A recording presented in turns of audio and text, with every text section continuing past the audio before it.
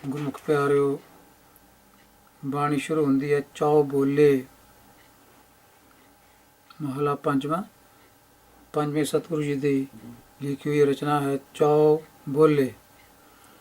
ਇਸ ਬਾਣੀ ਨਾਲ ਸੰਬੰਧਿਤ ਬਹੁਤ ਸਾਰੀਆਂ ਸਾਖੀਆਂ ਜੁੜੀਆਂ ਹੋਈਆਂ ਹਨ, ਉਹਨਾਂ ਨੂੰ ਵਾਚਣਾ ਜ਼ਰੂਰੀ ਹੈ।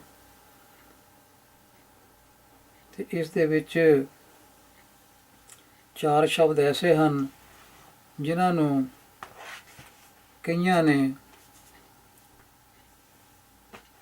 ਬੰਦੇ ਸਮਝ ਕੇ 4 ਬੰਦਿਆਂ ਵਿਚਕਾਰ ਇਹ ਗੱਲਬਾਤ ਬਣਾਈ ਅਤੇ ਆਖਿਆ ਕਿ ਇਹ ਗੱਲਬਾਤ 4 ਬੰਦਿਆਂ ਦੀ ਪੰਜਵੇਂ ਗੁਰੂ ਜੀ ਨੇ ਗੁਰਬਾਣੀ ਰਾਹੀਂ ਚਿੱਤਰੀ ਹੈ। ਇਸ ਦਾ ਮਤਲਬ ਹੈ ਗੁਰੂ ਜੀ ਦੀ ਰਚਨਾ ਇਹ ਉਹਨਾਂ ਦੇ ਕਹਿਣ ਮੁਤਾਬਕ ਇਹ ਮੌਲਿਕ ਨਹੀਂ, 4 ਬੰਦਿਆਂ ਦੀ ਗੱਲਬਾਤ ਹੈ। ਉਹ 4 ਬੰਦੇ ਜਿਹੜੇ ਗਿਣਦੇ ਹਨ ਲੋਕ, ਸਮਨ, ਮੂਸਨ, ਜਮਾਲ ਤੇ ਪਤੰਗ, ਇਹ 4 ਸ਼ਬਦ ਇਸ ਬਾਣੀ ਵਿੱਚ ਵਰਤੇ ਜਾਂਦੇ ਹਨ, ਪਰ ਸਾਖੀਆਂ ਵਾਲਿਆਂ ਨੇ ਇਹਨਾਂ 4 ਨੂੰ ਬੰਦੇ ਸਮਝ ਕੇ ਪੇਸ਼ ਕੀਤਾ।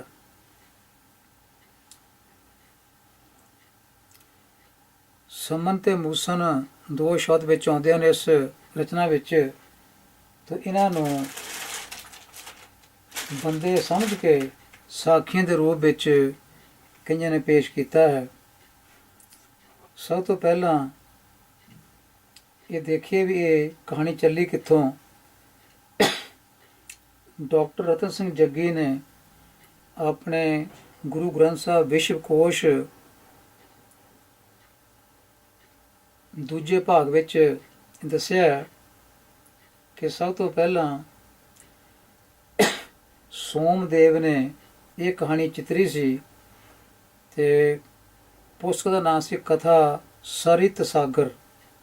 ਸੋਮਦੇਵ ਨੇ ਇਹਦੇ ਵਿੱਚ ਕਹਾਣੀ ਲਿਖੀ ਸੀ ਅਤੇ ਉਸਨੇ ਚੋਰਾਂ ਦੇ ਨਾਂ ਲਿਖੇ ਸਨ, ਘਾਟ ਅਤੇ ਕਰਪਰਾ। ਹੌਲੀ ਹੌਲੀ ਇਹ ਘਟ ਤੇ ਕਰਪਰਾ ਇਹਨਾਂ ਦਾ ਨਾਂ ਬਦਲ ਕੇ ਸਮਨ ਤੇ ਮੂਸਨ ਕਰ ਦਿੱਤਾ ਗਿਆ। ਇਹਨਾਂ ਨੂੰ ਚੋਰਾਂ ਵਿੱਚ ਸ਼ਾਮਲ ਕਰਕੇ ਸਮਨ ਤੇ ਮੂਸਨ ਨੂੰ ਚੋਰ ਬਣਾ ਕੇ ਇਸ ਕਹਾਣੀ ਨਾਲ ਜੋੜ ਦਿੱਤਾ ਗਿਆ। ਨਾਂ ਬਦਲੇ ਗਏ। ਘਾਟ ਤੇ ਕਰਪਰਾ ਇਹ ਚੋਰ ਸਨ। ਕਥਾ ਸਰਿਤ ਸਾਗਰ ਵਿੱਚ ਲਿਖੀ ਕਹਾਣੀ ਮੁਤਾਬਕ ਤੇ ਇਹਨਾਂ ਦਾ ਨਾਮ ਬਦਲ ਕੇ ਸਮਨ ਤੇ ਮੂਸਨ ਕਰਤਾ ਗਿਆ। ਸਮਨ ਤੇ ਮੂਸਨ ਦੇ ਬਾਰੇ ਫਿਰ ਵੱਖ-ਵੱਖ ਕਹਾਣੀਆਂ ਘੜੀਆਂ ਗਈਆਂ। ਇਹ ਕਹਾਣੀ ਮੁਤਾਬਕ ਲਾਹੌਰ ਵਿੱਚ ਇਹ ਚਾਹੁੰਦੇ ਸਨ ਕਿ 5ਵੇਂ ਗੁਰੂ ਜੀ ਨੂੰ ਭੋਜਨ ਛਕਾਇਆ ਜਾਵੇ, ਤੇ ਕਹਾਣੀ ਕਹਿੰਦੀ ਹੈ ਕਿ ਇਹਨਾਂ ਨੇ ਫਿਰ ਸਖਤ ਮਿਹਨਤ ਕਰਨੀ ਸ਼ੁਰੂ ਕਰ ਦਿੱਤੀ। ਇੱਕ ਬੁਰਜ ਦੀ ਉਸਾਰੀ ਹੋ ਰਹੀ ਸੀ, ਉਹਦੇ ਵਿੱਚ ਇਹਨਾਂ ਨੇ ਮਜ਼ਦੂਰੀ ਕਰਨੀ ਸ਼ੁਰੂ ਕਰ ਦਿੱਤੀ। ਤੇ ਜਿਸ ਦਿਨ ਭੋਜਨ ਛਕਾਉਣਾ ਸੀ ਉਸ ਦਿਨ ਮੂਸਨ ਜਿਹੜਾ ਸੀ ਉਹ ਮਜ਼ਦੂਰੀ ਕਰਦਾ ਕਰਦਾ ਕੀਤੀ ਹੋਈ ਪੈੜ ਤੋਂ ਥੱਲੇ ਡਿੱਗ ਪਿਆ ਅਤੇ ਉਸ ਦੀ ਮੌਤ ਹੋ ਗਈ। ਇਸ ਤਰ੍ਹਾਂ ਪੈੜ ਤੋਂ ਡਿੱਗਣ ਕਰਕੇ ਉਹਦੀ ਮੌਤ ਹੋ ਗਈ ਤਾਂ ਉਸ ਦੀ ਲਾਸ਼ ਨੂੰ ਚੁੱਕ ਕੇ ਸਮਨ ਘਰ ਲੈ ਗਿਆ। ਕੋਠੇ ਵਿੱਚ ਵੱਖਰੇ ਤੌਰ 'ਤੇ ਲਾਸ਼ ਨੂੰ ਰੱਖ ਦਿੱਤਾ ਤੇ ਗੁਰੂ ਜੀ ਨੂੰ ਸੱਦਾ ਦਿੱਤਾ ਭੋਜਨ ਛਕਣ ਵਾਸਤੇ। ਤੇ ਕਹਾਣੀ ਕਹਿੰਦੀ ਗੁਰੂ ਜੀ ਆਏ ਤੇ ਪੁੱਛਿਆ ਮੂਸਨ ਕਿੱਥੇ ਹੈ, ਤੇ ਸਮਨ ਨੇ ਕਿਹਾ ਵੀ ਤੁਸੀਂ ਅੰਤਰਜਾਮੀ ਮੇਰੇ ਕੋਲੋਂ ਕੀ ਪੁੱਛਦੇ ਹੋ। ਤਾਂ ਗੁਰੂ ਜੀ ਨੇ ਆਵਾਜ਼ ਮਾਰੀ ਮੂਸਨ ਨੂੰ, ਤਾਂ ਉਹਦੀ ਲੋਥ ਜਾਂ ਲਾਸ਼ ਪਈ ਸੀ ਪਿਛਲੇ ਕਮਰੇ 'ਚ, ਉਹ ਜ਼ਿੰਦਾ ਹੋ ਗਈ ਤੇ ਮੂਸਨ ਉੱਠ ਕੇ ਆ ਕੇ ਗੁਰੂ ਜੀ ਦੇ ਸਾਹਮਣੇ ਆ ਗਿਆ। ਦੂਜੀ ਕਹਾਣੀ ਜਿਹੜੀ ਘੜੀ ਹੈ ਉਹਦੇ ਵਿੱਚ ਸਮਨ ਤੇ ਮੂਸਨ ਮਜ਼ਦੂਰੀ ਨਹੀਂ ਕਰਦੇ, ਉਹਦੇ ਵਿੱਚ ਡਾਕਾ ਮਾਰਦੇ ਹਨ ਗੁਆਂਢ ਦੇ ਇੱਕ ਧਨਾੜ ਬੰਦੇ ਦੇ ਘਰ। ਇਹ ਡਾਕਾ ਵੀ 2 ਤਰ੍ਹਾਂ ਦਾ ਮਾਰਿਆ ਜਾਂਦਾ ਹੈ, ਕਿਸੇ ਨੇ ਕਿਸ ਤਰ੍ਹਾਂ, ਕਿਸੇ ਨੇ ਕਿਸ ਤਰ੍ਹਾਂ ਲਿਖਿਆ ਹੈ। ਇਹ ਕਹਾਣੀ ਮੁਤਾਬਕ ਇਹਨੇ ਸੰਨ ਲਾ ਕੇ ਸ਼ਾਹੂਕਾਰ ਦੇ ਘਰ ਨੂੰ ਅੰਦਰੋਂ ਪੈਸਿਆਂ ਦੀ ਥੈਲੀ ਜਿਹੜੀ ਆ ਉਹ ਚੁੱਕੀ ਤੇ ਚੁੱਕ ਕੇ ਅੰਦਰੋਂ ਸਮਨ ਨੇ ਮੂਸਨ ਨੇ ਚੁੱਕ ਕੇ ਅੰਦਰੋਂ ਸਮਨ ਨੂੰ ਫੜਾ ਦਿੱਤੀ। ਸਮਨ ਬਾਹਰ ਖੜਾ ਸੀ ਤੇ ਇਸ ਤਰ੍ਹਾਂ ਥੈਲੀ ਤਾਂ ਫੜਾ ਦਿੱਤੀ, ਪਰ ਆਪ ਉਹ ਕਹਿੰਦੇ ਜਿਹੜੇ ਸੰਨ ਲਾਏ ਸੀ, ਜਿਹੜਾ ਮਗੋਰਾ ਕੀਤਾ ਸੀ ਸੰਨ ਲਾ ਕੇ, ਉਹਦੇ ਵਿੱਚ ਉਹ ਫਸ ਗਿਆ। ਫਿਰ ਕਹਾਣੀ ਕਹਿੰਦੀ ਹੈ ਕਿ ਸਮਨ ਨੇ ਉਹ ਮੂਸਨ ਦੇ ਕਹਿਣ ਤੇ ਉਹਦਾ ਸਿਰ ਵੱਢ ਦਿੱਤਾ, ਤੇ ਸਿਰ ਵੱਢ ਕੇ ਉਹ ਸਿਰ ਘਰ ਨੂੰ ਲੈ ਗਿਆ ਤੇ ਕਮਰੇ ਵਿੱਚ ਸਿਰ ਲਿਜਾ ਕੇ ਪਿੱਛੇ ਰੱਖ ਦਿੱਤਾ। ਤੇ ਸਵੇਰੇ ਆਨੇ ਬਹਾਨੇ ਜਾ ਕੇ ਉਹ ਧੜ ਜਿਹੜਾ ਸੀਗਾ ਉੱਥੋਂ ਉਹ ਵੀ ਚੁੱਕ ਕੇ ਲੈ ਗਿਆ, ਕਹਾਣੀ ਕਹਿੰਦੀ ਆ। ਤੇ ਜਿੱਥੇ ਸਿਰ ਰੱਖਿਆ ਸੀ ਧੜ ਵੀ ਉੱਥੇ ਰੱਖ ਦਿੱਤਾ।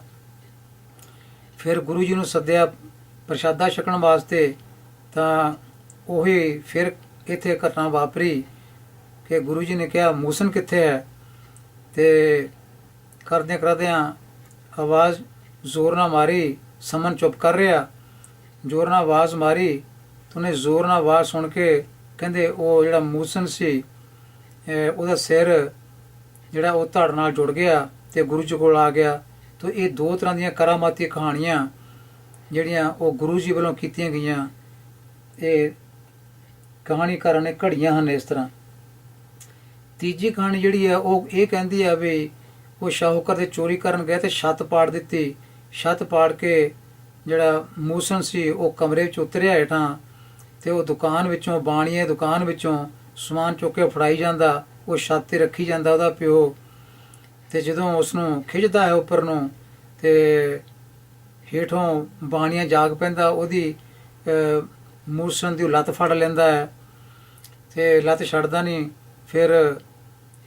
ਫਿਰ ਜੋ ਪਿਓ ਨੇ ਕੀ ਕੀਤਾ, ਉਹਦਾ ਸਿਰ ਵੱਢ ਲਿਆ, ਕੋਠੇ ਤੇ ਖੜੇ ਨੇ ਉਹਦਾ ਸਿਰ ਵੱਢ ਲਿਆ, ਤੇ ਉਹਦੇ ਕੋਲ ਸਿਰ ਵੀ ਹੋ ਗਿਆ ਤੇ ਰਾਸ਼ਨ ਵੀ ਜਿਹੜਾ ਫੜਾਇਆ ਸੀ ਉਹ ਵੀ ਹੈ। ਇਹ ਸਾਰਾ ਕੁਝ ਚੁੱਕ ਕੇ ਸਿਰ ਵੀ ਤੇ ਰਾਸ਼ਨ ਵੀ ਲੈ ਕੇ ਤੂੰ ਆਪਣੇ ਘਰ ਨੂੰ ਚਲਾ ਗਿਆ। ਕੋਠੇ ਤੋਂ ਕਿਵੇਂ ਉਤਰਿਆ, ਕਿਵੇਂ ਉਹਨੇ ਉਹ ਸਿਰ ਨੂੰ ਸੰਭਾਲਿਆ, ਕਿਵੇਂ ਰਾਸ਼ਨ ਜਿਹੜਾ ਅੰਦਰੋਂ ਦੁਕਾਨ ਚੋਂ ਫੜਾਇਆ ਸੀ ਉਹ ਕਿਵੇਂ ਕਾਹਦੇ ਵਿੱਚ ਉਹਨੇ ਪਾਇਆ, ਕਿਵੇਂ ਚੁੱਕਿਆ ਤੇ ਕਿਵੇਂ ਉਤਰਿਆ। ਤੇ ਬਾਣੀਆਂ ਨੂੰ ਕਿਉਂ ਨਹੀਂ ਪਤਾ ਲੱਗਾ ਵੀ ਇਹਦਾ ਸਿਰ ਕੋਠੇ ਤੇ ਕਿਹਨੇ ਵੱਢ ਲਿਆ ਤੇ ਇਹ ਥੱਲੇ ਧੜ ਡਿੱਗ ਪਿਆ। ਤਾਂ ਬਾਣੀਆਂ ਬਾਹਰ ਨਿਕਲ ਕੇ ਉਹਨੂੰ ਕਿਉਂ ਨਹੀਂ ਫੜਦਾ, ਕਿਉਂ ਨਹੀਂ ਦੇਖਿਆ। ਬਹੁਤ ਸਾਰੀਆਂ ਇਹ ਗੱਲਾਂ ਹਨ।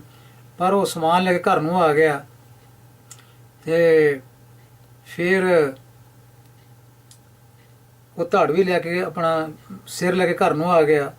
ਤਾਂ ਇਸ ਤਰ੍ਹਾਂ ਇਹ ਵੀ ਕਹਾਣੀ ਇਹਦੇ ਨਾਲ ਜੁੜਦੀ ਹੈ ਇਸ ਤਰ੍ਹਾਂ ਹੀ ਵੀ ਉਹ ਆਪਣਾ ਉਹ ਧੜ ਵੀ ਅਗਲੇ ਦਿਨ ਲੈ ਗਿਆ ਤੇ ਫਿਰ ਆਵਾਜ਼ ਮਾਰੀ ਜੁੜ ਗਿਆ। ਤਾਂ ਇਹ ਕਹਾਣੀਆਂ ਜਿਹੜੀਆਂ ਲੋਕਾਂ ਨੇ ਇਸ ਤਰ੍ਹਾਂ ਬਣਾਈਆਂ ਹਨ, ਇਹਨਾਂ ਦਾ ਮੁੱਢ ਬੰਨਿਆ ਹੈ ਜਿਹੜੀ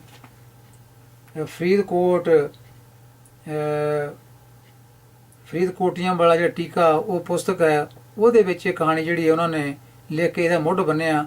ਕਿਉਂਕਿ ਪਹਿਲਾ ਟੀਕਾ ਜਿਹੜਾ ਫਰੀਦਕੋਟੀਆਂ ਦਾ ਹੋਇਆ, ਉੱਥੋਂ ਇਸ ਕਹਾਣੀਆਂ ਮਨ ਘੜਤ ਜਿਹੜੀਆਂ ਚੱਲੀਆਂ ਤੇ ਉਹ ਲੋਕਾਂ ਨੇ ਅਪਣਾ ਲਈਆਂ ਤੇ ਇਹਨਾਂ ਨੂੰ ਸਮਨ ਤੇ ਮੂਸਨ ਨੂੰ ਇਹ ਪਿਓ ਪੁੱਤਰ ਮੰਨ ਲਿਆ। ਇਸ ਤਰ੍ਹਾਂ ਦੋ ਨਾਂ ਵਿੱਚ ਹੋਰ ਆਉਂਦੇ ਹਨ, ਉਹਨਾਂ ਨੂੰ ਵੀ ਇਹਨਾਂ ਨੇ ਇਹ ਨਾਂ ਨਹੀਂ ਪਰ ਉਹ ਸ਼ਬਦ ਆਉਂਦੇ ਹਨ, ਜਮਾਲ ਤੇ ਪਤੰਗ। ਤੇ ਕਈਆਂ ਨੇ ਕਹਾਣੀਕਾਰਾਂ ਨੇ ਉਹਨਾਂ ਨੂੰ ਵੀ ਵਿੱਚ ਜੋੜ ਦਿੱਤਾ ਵੀ ਇਹ ਚਾਰ ਜਣੇ ਸਨ। ਅਗੇ ਚੌਹਾਂ ਨੇ ਜੋ ਗੱਲਬਾਤ ਕੀਤੀ ਤਾਂ ਗੁਰੂ ਜੀ ਨੇ ਉਹਨੂੰ ਇੱਥੇ ਗੁਰਬਾਣੀ ਦਾ ਰੂਪ ਦਿੱਤਾ। ਇਹਦਾ ਮਤਲਬ ਗੁਰਬਾਣੀ ਜਿਹੜੀ ਹੈ ਇਹ ਚੌ ਬੱਲੇ, ਇਹ ਚੌਂ ਬੰਦਿਆਂ ਦੀ ਗੱਲਬਾਤ ਹੈ ਤੇ ਲਿਖੀ ਗੁਰੂ ਜੀ ਨੇ। ਸੋ ਇਹ ਬਿਲਕੁਲ ਗੱਲ ਢੁੱਕਦੀ ਨੇ ਤੇ ਕਹਾਣੀਆਂ ਜਿਹੜੀਆਂ ਘੜੀਆਂ ਹਨ ਇਹ ਬਿਲਕੁਲ ਨਹੀਂ ਢੁੱਕਦੀਆਂ। ਤੇ ਅਸਲ 'ਚ ਹੈ ਕਿ ਜਿਵੇਂ ਫੁਨੇ ਇੱਕ ਬਾਣੀ ਸੀ ਜਿਹੜੀ ਇਸ ਤੋਂ ਪਹਿਲਾਂ ਸੀ, ਫੁਨੇ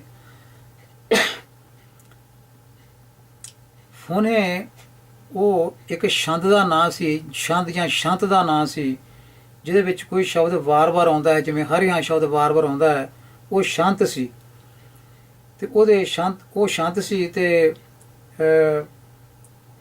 ਭਾਈ ਕਾਹਨ ਸਿੰਘ ਨਾਭਾ ਜੀ ਨੇ ਆਪਣੀ ਪੁਸਤਕ ਗੁਰੂ ਛੰਦ ਦੇ ਵਾਕਰ, ਉਹਦੇ ਵਿੱਚ ਜਿਹੜਾ ਛੰਦ ਜਾਂ ਛੰਤ ਹੈ ਇਹਦੇ ਲੱਛਣ ਲਿਖੇ ਹਨ ਵੀ ਇਹਦੀਆਂ 4 ਤੁਕਾਂ ਹੁੰਦੀਆਂ ਹਨ, 21 ਮਾਤਰਾ ਹੁੰਦੀਆਂ ਹਨ ਕਲੀ ਤੁਕ ਦੀਆਂ, 11-10 ਤੇ ਵਿਸ਼ਰਾਮ ਹੁੰਦਾ ਹੈ। ਤੇ ਇਸ ਤਰ੍ਹਾਂ ਇਹ ਜਿਹੜਾ ਚੌ ਬੋਲੇ ਇਹ ਵੀ ਇੱਕ ਛੰਦ ਹੈ ਜਾਂ ਸ਼ੰਤ ਹੈ।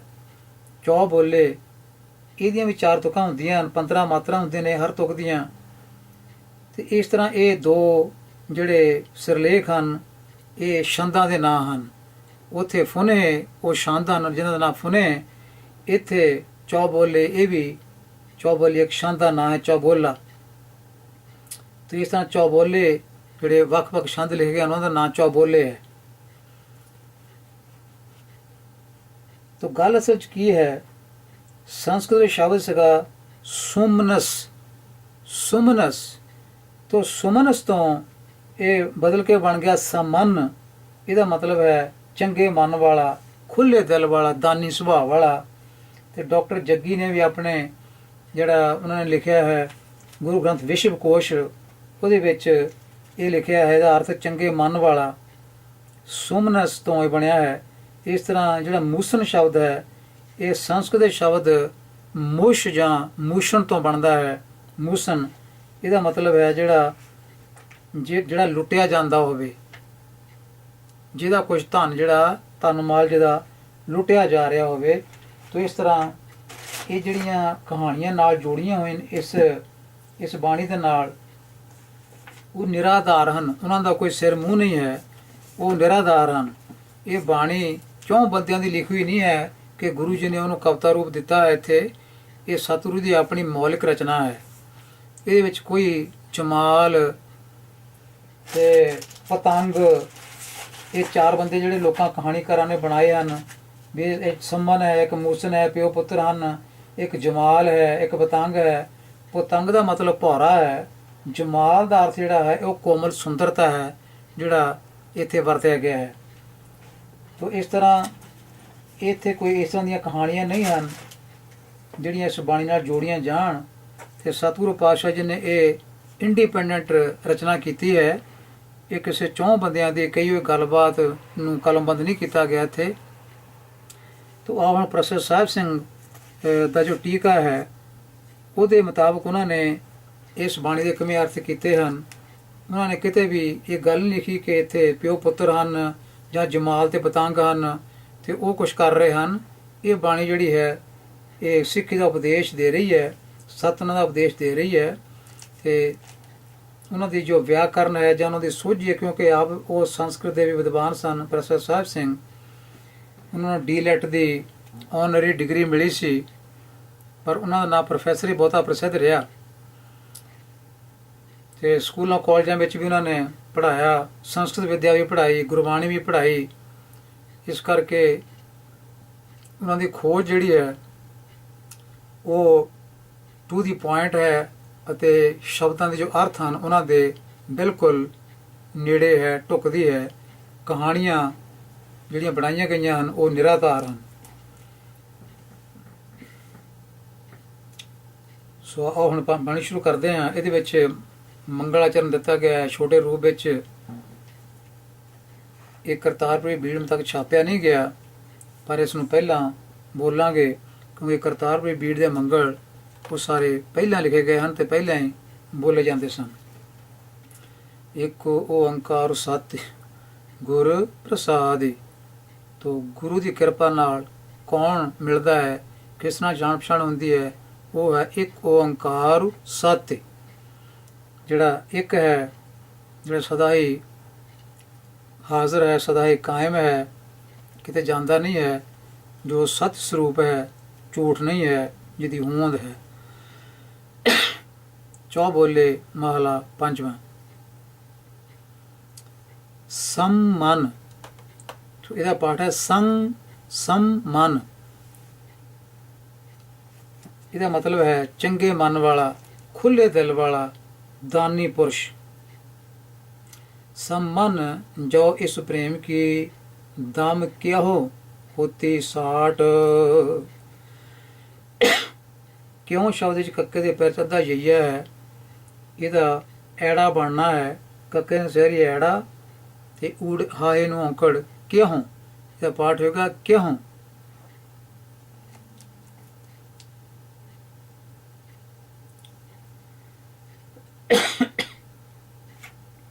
ਕਿਉਂ ਦਾ ਮਤਲਬ ਹੈ ਤੂੰ। ਸਾਠ ਦਾ ਮਤਲਬ ਹੈ ਵਟਾਂਦਰਾ, ਸੱਟਾ ਹੋਣਾ, ਵਟਾ ਸੱਟਾ ਵਟਾਂਦਰਾ। ਦਮ ਦਾ ਮਤਲਬ ਹੈ ਦਮੜੇ, ਧਨ ਦੌਲਤ, ਰੁਪਇਆ ਪੈਸਾ। सम्मन जो इस प्रेम के दम क्या होती साठ।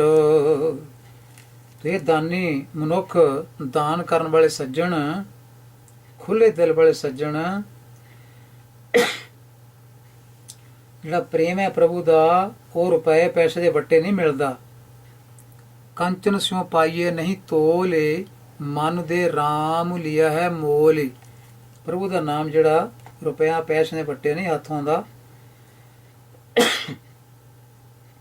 ਜੇ ਇਸ ਤਰ੍ਹਾਂ ਇਸ ਪ੍ਰੇਮ ਦਾ ਜਿਹੜਾ ਵਟਾਂਦਰਾ ਹੈ ਉਹ ਧਨ ਨਾਲ ਹੋ ਜਾਂਦਾ, ਤਾਂ ਫਿਰ ਰਾਵਣ, ਜਿਸ ਨੇ ਸ਼ਿਵ ਜੀ ਨੂੰ ਖੁਸ਼ ਕਰਨ ਵਾਸਤੇ ਕਹਿੰਦੇ ਹਨ 11 ਵਾਰੀ ਆਪਣੇ ਸਿਰ ਹੀ ਕੱਟ ਕੇ ਦੇ ਦਿੱਤੇ ਸਨ, ਤੇ ਸਿਰ ਦੇਣ ਦੇ ਥਾਂ ਫਿਰ ਉਹ ਧਨ ਹੀ ਦੇ ਦਿੰਦਾ।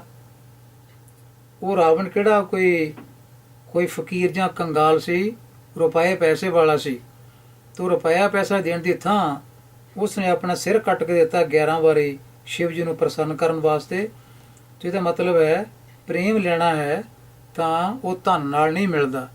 ਰਾਵਣ ਹੁਤੇ ਸੁਰੰਕ ਨਹੀਂ, ਜਿਨ ਸਿਰ ਦੀਨੇ ਕਾਟੇ।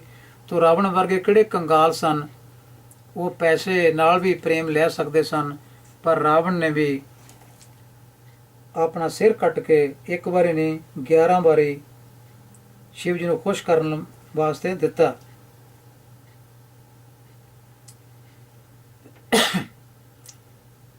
ਪ੍ਰੀਤ ਪ੍ਰੇਮ ਤਨ ਖਚ ਰਹਾ, ਬੀਚ ਨਾ ਰਾਈ ਹੋਤ। ਹੇ ਸਮਨ, ਚੰਗੇ ਮਨ ਵਾਲੇ, ਖੁੱਲੇ ਦਿਲ ਵਾਲੇ, ਦਾਨੀ ਸੁਭਾਅ ਵਾਲੇ ਮਨੁੱਖ, ਜਿਹੜਾ ਹਿਰਦਾ ਹੈ ਉਹ ਪ੍ਰੀਤਮ ਦੇ ਪ੍ਰੇਮ ਪਿਆਰ ਵਿੱਚ ਮਗਨ ਹੋਇਆ ਰਹਿੰਦਾ ਹੈ।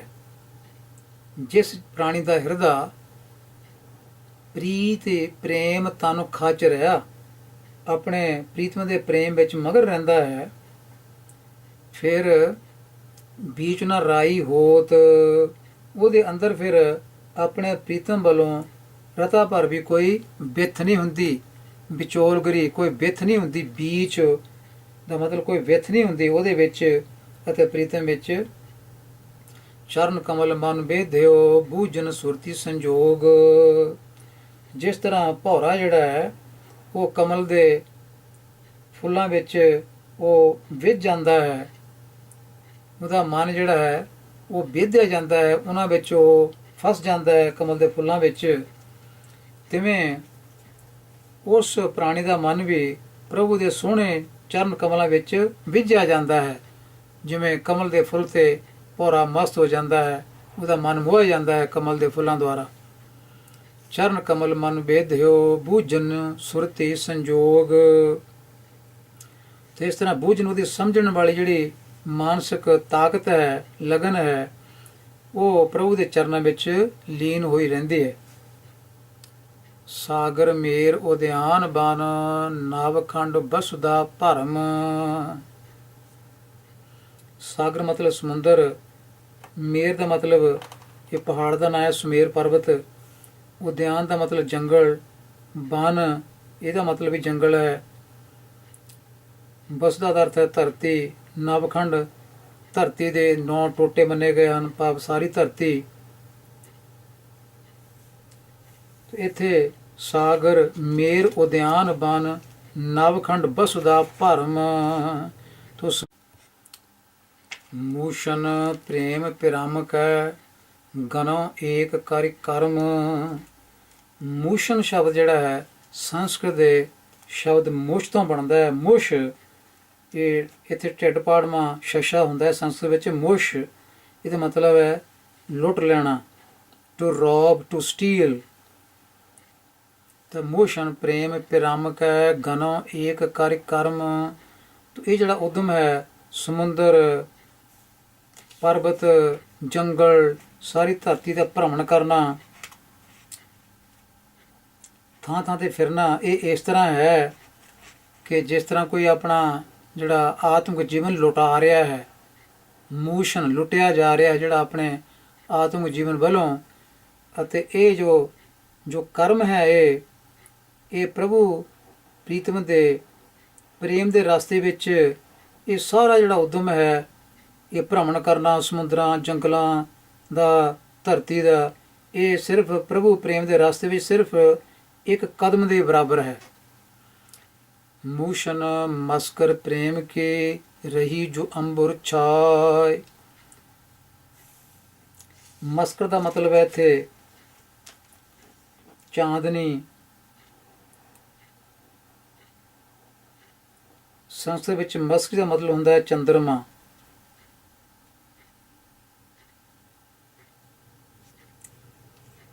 ਤੋ ਇਸ ਤਰ੍ਹਾਂ ਸਤਿਗੁਰ ਕਹਿੰਦੇ ਹਨ, ਮੂਸ਼ਨ ਮਸਕਰ ਪ੍ਰੇਮ ਕੀ। ਅੰਬਰ ਦਾ ਮਤਲਬ ਹੈ ਆਕਾਸ਼, ਮਸਕਰ ਦਾ ਮਤਲਬ ਹੈ ਜਿਹੜੀ ਚੰਦ ਦੀ ਜਿਹੜੀ ਰੋਸ਼ਨੀ ਹੈ, ਚਾਂਦਨੀ ਹੈ। ਸੋ ਹੇ ਪ੍ਰਾਣੀ, ਤੂੰ ਆਪਣੇ ਆਤਮਿਕ ਜੀਵਨ ਦਾ ਸਰਮਾਇਆ ਲੁਟਾ ਰਿਹਾ ਹੈ, ਤੂੰ ਲੁੱਟਿਆ ਜਾ ਰਿਹਾ ਹੈ। ਮੂਸ਼ਨ ਲੁੱਟਿਆ ਜਾ ਰਿਹਾ ਹੈ। ਇਹ ਲੁੱਟੇ ਜਾ ਰਿਹਾ ਮਨੁੱਖ, ਜਿਹੜੀ ਚੰਦ ਦੀ ਚਾਨਣੀ ਹੈ ਉਹ ਸਾਰੇ ਆਕਾਸ਼ ਉੱਤੇ ਖਿਲਰੀ ਹੁੰਦੀ ਹੈ। ਮਸਕਰ ਪ੍ਰੇਮ ਕੀ ਰਹੀ ਜੋ ਅੰਬਰ ਛਾਏ। ਸਾਰੇ ਅਸਮਾਨ ਤੇ ਉੱਤੇ ਛਾਈ ਹੁੰਦੀ ਹੈ। ਬੀਧੇ ਬਾਂਧੇ ਕਮਲ ਮਹਿ ਭਵਰ ਰਹੇ ਲਪਟਾਏ। ਤੇ ਉਸ ਵੇਲੇ ਜਿਹੜੇ ਭੌਰੇ ਹੁੰਦੇ ਹਨ, ਉਹ ਕਮਲ ਦੇ ਜਿਹੜੇ ਫੁੱਲ ਹਨ ਉਹਨਾਂ ਵਿੱਚ ਬੱਝੇ ਹੋਏ, ਉਹਨਾਂ ਵਿੱਚ ਲਪਟ ਰਹੇ ਹੁੰਦੇ ਹਨ। ਬੀਧੇ ਬਾਂਧੇ ਕਮਲ ਮਹਿ, ਕਮਲ ਦੇ ਫੁੱਲਾਂ ਵਿੱਚ ਭਵਰ ਰਹੇ ਲਪਟਾਏ। ਤੋ ਉਹਨਾਂ ਦੇ ਕਮਲ ਦੇ ਫੁੱਲਾਂ ਵਿੱਚ ਉਹ ਲਪਟ ਰਹੇ ਹੁੰਦੇ ਹਨ। ਤੋ ਇਸ ਤਰ੍ਹਾਂ ਉਹ ਮਨੁੱਖ ਜਿਹੜੇ ਹਨ ਪ੍ਰਭੂ ਪ੍ਰੇਮ ਵਿੱਚ ਵਿਝੇ ਹੋਏ ਜਾਂ ਵੱਝੇ ਹੋਏ, ਪ੍ਰਭੂ ਦੇ ਸੋਹਣੇ ਚਰਨਾਂ ਵਿੱਚ ਜੁੜੇ ਰਹਿੰਦੇ ਹਨ, ਜਿਨ੍ਹਾਂ ਦੇ ਹਿਰਦੇ ਵਿੱਚ ਪ੍ਰਭੂ ਦੇ ਪ੍ਰੇਮ ਦੀ ਚਾਨਣੀ ਜਾਂ ਪ੍ਰਭੂ ਦੇ ਨਾਮ ਦਾ ਚਾਨਣ ਹੁੰਦਾ ਹੈ। ਉਹ ਇਸ ਤਰ੍ਹਾਂ ਉਹਨਾਂ ਦੇ ਪ੍ਰਭੂ ਦੇ ਸੋਹਣੇ ਚਰਨਾਂ ਵਿੱਚ ਉਹ ਬੱਝੇ ਹੋਏ ਰਹਿੰਦੇ ਹਨ, ਜਿਵੇਂ ਭੌਰੇ ਕਮਲ ਦੇ ਫੁੱਲਾਂ ਵਿੱਚ ਉਹ ਬੱਝੇ ਪਏ ਰਹਿੰਦੇ ਹਨ। ਜਪ ਤਪ ਸੰਜਮ ਹਰਖ ਸੁਖ, ਮਾਨ ਮਹਤ ਅਰ ਗਰਬ।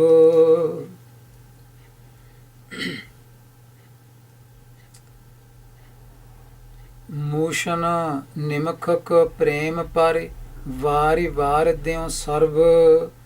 ਸੋ ਦੇਵਤਿਆਂ ਨੂੰ ਖੁਸ਼ ਕਰਨ ਵਾਸਤੇ ਜਿਹੜੇ ਮੰਤਰਾਂ ਦੇ ਇਹ ਜਾਪ ਹਨ, ਮੰਤਰਾਂ ਦੇ ਤਾਪ ਹਨ, ਧੂਣੀਆਂ ਤਪਾਉਣੀਆਂ ਆਦਿਕ, ਤੇ ਸੰਜਮ ਆਪਣੀਆਂ ਇੰਦਰੀਆਂ ਨੂੰ ਵਸ ਕਰਨ ਲਈ, ਫਿਰ ਪੁੱਠੇ ਲਟਕਣ ਦੇ ਕੰਮ ਕਰਨੇ, ਇਹ ਜੋ ਯਤਨ ਐਸੇ ਹਨ, ਇਹਨਾਂ ਸਾਧਨਾਂ ਵਿੱਚੋਂ ਜੋ ਸੁੱਖ ਜਾਂ ਕੋਈ ਖੁਸ਼ੀ, ਇੱਜ਼ਤ, ਵਡਿਆਈ ਇਹਨਾਂ ਤੋਂ ਜੋ ਵੀ ਮਿਲਦੀ ਹੈ,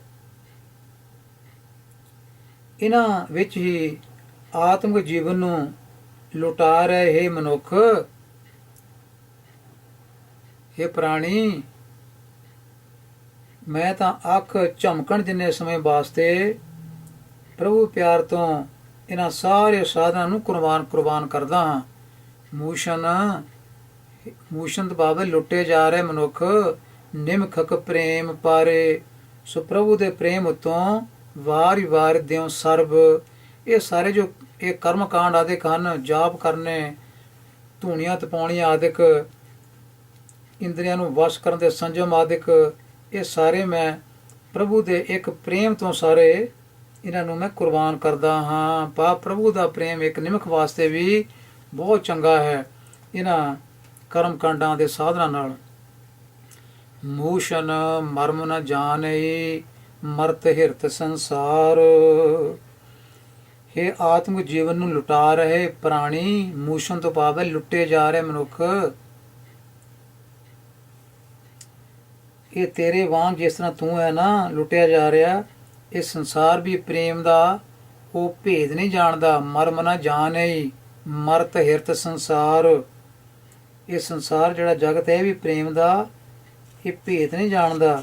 ਤੇ ਮਰਤ ਮੈਨੇ ਮਰ ਰਿਹਾ, ਆਤਮਿਕ ਮੌਤੇ ਇਹ ਵੀ ਮਰ ਰਿਹਾ ਹੈ, ਹਿਰਤ ਮੈਨੇ ਲੁੱਟਿਆ ਜਾ ਰਿਹਾ ਹੈ, ਮਰਤ ਮੈਨੇ ਆਦਮ ਮੋਤੇ ਮਰ ਰਿਹਾ ਹੈ।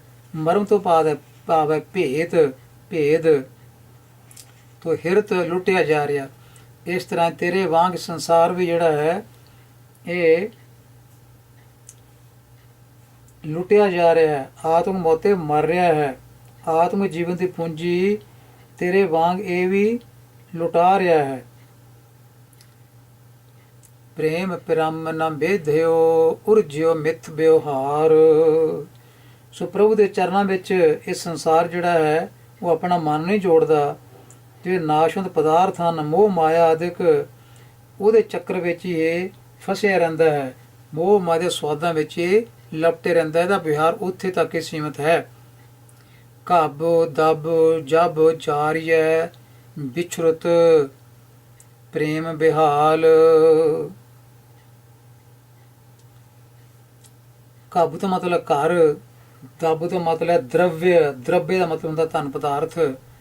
ਜਬ ਜਾਰੀ ਹੈ, ਜਾਰੀ ਮਤਲਬ ਸੜ ਜਾਣਾ। ਬਿਹਾਲ ਦਾ ਮਤਲਬ ਦੁਖੀ। ਸੋ ਆਤਮਿਕ ਜੀਵਨ ਲੁਟਾ ਰਹੇ ਮਨੁੱਖ, ਜਦੋਂ ਕਿਸੇ ਮਨੁੱਖ ਦਾ ਘਰ ਜਿਹੜਾ ਉਹ ਸੜ ਜਾਂਦਾ ਹੈ, ਘੱਬ ਦੱਬ ਜਬ ਜਾਰੀ ਹੈ, ਧਨ ਪਦਾਰਥ ਸੜ ਜਾਂਦਾ ਹੈ, ਘੱਬ ਵੀ ਸੜ ਜਾਂਦਾ, ਦੱਬ ਵੀ ਸੜ ਜਾਂਦਾ ਹੈ। ਘੱਬ ਦਾ ਮਤਲਬ ਘਰ, ਦੱਬ ਦਾ ਮਤਲਬ ਰੁਪਇਆ ਪੈਸਾ ਆਦਿਕ ਧਨ ਪਦਾਰਥ ਸੜ ਜਾਂਦਾ ਹੈ, ਤਾਂ ਫਿਰ ਉਹ ਬੜਾ ਦੁਖੀ ਹੁੰਦਾ ਹੈ। ਵਿਸ਼ਰੁਤ ਪ੍ਰੇਮ ਬਿਹਾਲ। ਤੇ ਇਸ ਤਰ੍ਹਾਂ ਘਰ ਤੋਂ ਵਿਛੜ ਕੇ, ਧਨ ਪਦਾਰਥ ਤੋਂ ਵਿਛੜ ਕੇ, ਇਹਨਾਂ ਪਦਾਰਥਾਂ ਨਾਲ ਮੋਹ ਦੇ ਕਾਰਨ ਫਿਰ ਬੜਾ ਦੁਖੀ ਹੁੰਦਾ ਹੈ। ਮੂਸ਼ਨ ਤਬ ਹੀ ਮੂਸ਼ੀਐ ਬਿਸਰਤ ਪੁਰਖ ਦਇਆਲ। ਤੇ ਉਹ ਫਿਰ ਜਿਹੜਾ ਪ੍ਰਾਣੀ ਇਸ ਤਰ੍ਹਾਂ ਦੁਖੀ ਹੁੰਦਾ ਹੈ, ਉਹ ਮੈਂ ਲੁੱਟਿਆ ਗਿਆ ਹਾਂ, ਮੈਂ ਲੁੱਟਿਆ ਗਿਆ, ਇਸ ਤਰ੍ਹਾਂ ਉਹ ਦਵਾਈ ਪਾਉਂਦਾ ਹੈ। ਪਰ हे ਮੂਸ਼ਨ, हे ਆਤਮਿਕ ਜੀਵਨ ਲੁਟਾ ਰਹੇ ਮਨੁੱਖ, हे ਲੁੱਟੇ ਜਾ ਰਹੇ ਪ੍ਰਾਣੀ, ਅਸਲ ਵਿੱਚ ਤਦੋਂ ਹੀ ਲੁੱਟੇ ਜਾਈਦਾ ਹੈ। ਮੂਸ਼ਨ ਤਬ ਹੀ ਮੂਸ਼ੀਐ, ਤਦੋਂ ਹੀ ਲੁੱਟੇ ਜਾਈਦਾ ਹੈ। ਕਦੋਂ? ਬਿਸਰਤ ਪੁਰਖ ਦਇਆਲ। ਜਦੋਂ ਦਇਆਲ, ਜੋ ਦਇਆ ਦਾ ਘਰ ਹੈ ਪ੍ਰਭੂ, ਜਦੋਂ ਉਹ ਵਿਸਰ ਜਾਏ, ਜਦੋਂ ਉਹ ਭੁੱਲ ਜਾਏ, ਅਸਲ ਵਿੱਚ ਬੰਦਾ ਉਦੋਂ ਹੀ ਲੁੱਟਿਆ ਜਾਂਦਾ ਹੈ। ਆਤਮਿਕ ਜੀਵਨ ਦਾ ਸਰਮਾਇਆ ਉਦੋਂ ਹੀ ਇਹਦਾ ਲੁੱਟ ਹੋ ਜਾਂਦਾ ਹੈ। ਜਾ ਕੋ ਪ੍ਰੇਮ ਸੁਆਉ ਹੈ, ਚਰਨ ਚਿਤਵ ਮਨ ਮਾਹੀ। ਸੁਆ ਦਾ ਮਤਲਬ ਹੈ ਜੀਵਨ ਮਨੋਰਥ, ਸੁਆਰਥ। ਜਾ ਕੋ ਪ੍ਰੇਮ ਸੁਆਉ, ਜਾ ਕੋ ਸੁਆਵਨ, ਜਿਨ੍ਹਾਂ ਦਾ ਜੀਵਨ ਦਾ ਨਿਸ਼ਾਨਾ ਸਿਰਫ ਸੁਆਰਥ ਹੈ। ਚਿਤ ਦਾ ਮਤਲਬ ਹੈ ਯਾਦ, ਮਾਹ ਦਾ ਮਤਲਬ ਵਿੱਚ। ਸੋ ਇੱਥੇ ਨਾਨਕ ਸ਼ਬਦ ਵਰਤਿਆ ਗਿਆ ਹੈ। ਨਾਨਕ ਬਿਰਹੀ ਪ੍ਰੇਮ ਕੇ ਆਨ ਨਕਤ ਹੂੰ ਜਾਹੀ। ਸੋ ਨਾਨਕ ਸ਼ਬਦ ਸੰਬੋਧਨ ਕਾਰਕ ਵਿੱਚ ਹੈ, ਕੱਕਾ ਮੁਕਤਾ ਹੈ। ਇਹ ਨਾਨਕ, ਜਿਨ੍ਹਾਂ ਵੀ ਪ੍ਰਾਣੀਆਂ ਦਾ ਇਹ ਜੀਵਨ ਦਾ ਨਿਸ਼ਾਨਾ ਪ੍ਰਭੂ ਦਾ ਪਿਆਰ ਹੈ, ਬਿਰਹੀ ਪ੍ਰੇਮ, ਬ੍ਰਹਮ ਕੇ, ਜਿਹੜੇ ਬ੍ਰਹਮ ਦੇ ਵਿਛੋੜੇ ਵਿੱਚ ਜਿਹੜੇ ਤੜਫਦੇ ਹਨ, ਜਿਨ੍ਹਾਂ ਨੂੰ ਬ੍ਰਹਮ ਦਾ ਵਿਛੋੜਾ ਜਿਹੜਾ ਹੈ ਉਹ ਉੱਥੋਂ ਕੋਈ ਸਬਕ ਮਿਲਦਾ ਹੈ। ਪ੍ਰਭੂ ਦੇ ਚਰਨਾਂ ਦਾ ਜਿਨ੍ਹਾਂ ਦੇ ਅੰਦਰ ਪਿਆਰ ਹੈ, ਬਿਰਹਾ ਹੈ, ਉਹਨਾਂ ਵਿੱਚ ਪ੍ਰਭੂ ਦੇ ਚਰਨਾਂ ਦੀ ਯਾਦ ਜਿਹੜੀ ਹੈ ਉਹਨਾਂ ਪ੍ਰਾਣੀਆਂ ਵਿੱਚ ਟਿਕੀ ਰਹਿੰਦੀ ਹੈ। ਉਹਨਾਂ ਦੇ ਮਨ ਵਿੱਚ ਪ੍ਰਭੂ ਦੀ ਯਾਦ ਬਣੀ ਰਹਿੰਦੀ ਹੈ। ਆਨ ਨਾ ਕਤੂ ਜਾਏ, ਕਿਸੇ ਹੋਰ ਪਾਸੇ ਨਹੀਂ ਜਾਂਦੇ। ਉਹੀ ਮਨੁੱਖ ਜਿਹੜੇ ਆ ਪ੍ਰਭੂ ਦੇ ਤੇ ਆਸ਼ਿਕ ਕਹੇ ਜਾ ਸਕਦੇ ਹਨ। ਪਰ ਜਿਹੜੇ ਮਨੁੱਖ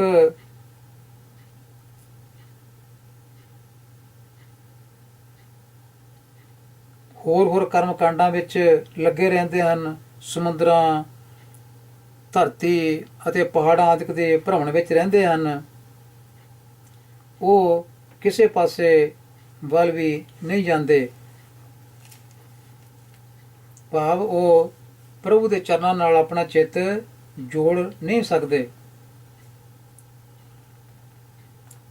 ਸੋ ਜਿਨ੍ਹਾਂ ਨੂੰ ਪ੍ਰੇਮ ਜਿਨ੍ਹਾਂ ਦਾ ਨਿਸ਼ਾਨਾ ਪ੍ਰਭੂ ਦੇ ਚਰਨਾਂ ਦਾ ਪਿਆਰ ਬਣ ਗਿਆ ਹੈ, ਜਾ ਕੋ ਪ੍ਰੇਮ ਸੁਆਓ ਹੈ।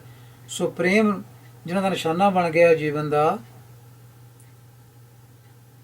ਉਹਨਾਂ ਦੇ ਮਨ ਵਿੱਚ ਹੀ ਚਰਨ ਚਿਤ ਮਨ ਮਾਏ, ਉਹਨਾਂ ਦੇ ਮਨ ਵਿੱਚ ਹੀ ਪ੍ਰਭੂ ਦੇ ਚਰਨ ਕਮਲ ਜਿਹੜੇ ਆ ਉਹਨਾਂ ਦੀ ਯਾਦ ਟਿਕੀ ਰਹਿੰਦੀ ਹੈ।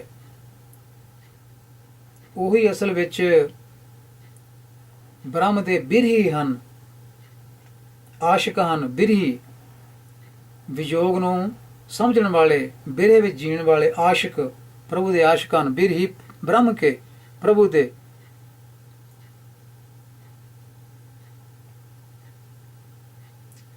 ਤੇ ਇਸ ਤਰ੍ਹਾਂ ਉਹ ਹੋਰ ਕਿਸੇ ਪਾਸੇ ਦੂਜੇ ਪਾਸੇ ਨਹੀਂ ਜਾਂਦੇ, ਜਿਸ ਪਾਸੇ ਲੋਕ ਭ੍ਰਮਣ ਕਰਨ ਵਿੱਚ ਲੱਗ ਜਾਂਦੇ ਹਨ। ਕਰਮ ਕਾਂਡਾਂ ਵਿੱਚ ਉਹ ਨਹੀਂ ਫਸਦੇ। ਲੱਖ ਘਾਟੀ ਊਂਚੋ ਘਨੋ, ਚੰਚਲ ਚੀਤ ਬਿਹਾਲ। ਇੱਥੇ ਲੱਖ ਸ਼ਬਦ ਜਿਹੜਾ ਹੈ, ਇਹਨੂੰ ਥੋੜਾ ਜਿਹਾ ਸੌਫਟ ਕਰਕੇ ਪੜਾਂਗੇ। ਇਹਦਾ ਮਤਲਬ ਹੈ ਨਿਸ਼ਾਨਾ, ਲਕਸ਼। ਲੱਖ ਘਾਟੀ, ਘਾਟੀ ਉੱਚੋਂ ਘਨੋ, ਘਨੋ ਦਾ ਮਤਲਬ ਬਹੁਤ, ਤੇ ਬਿਹਾਲ ਦਾ ਮਤਲਬ ਹੈ ਦੁਖੀ।